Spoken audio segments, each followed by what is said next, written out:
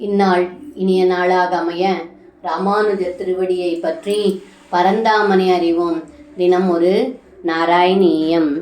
அதிருக்ய ததப்ப நிராஜபனா நன்றுதே பவதா மிருதுபாதருஷா கலசிஞ்சிதனூபுரமஞ்சுமிலத் கரகங்கன சங்குல சங்வனிதம்.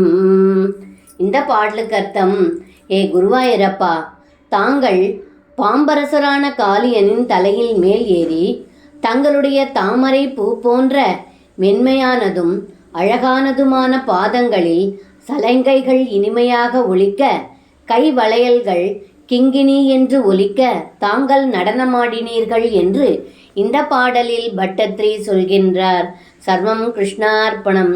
ஸ்ரீ குருவாயூரப்பன் திருவடிகளே சரணம்.